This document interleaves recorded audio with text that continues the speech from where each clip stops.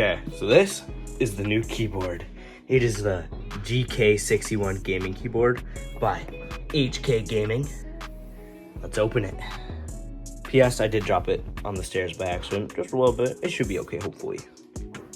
Okay, let's open the keyboard. I already cutted it.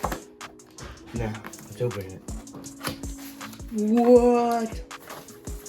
Yo, this is like so heavy. It's so nice feeling.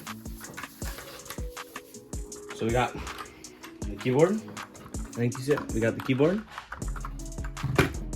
the white cord, key cap and switch puller, and some extra switches,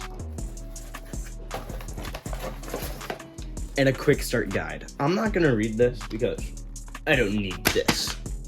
I'm too smart.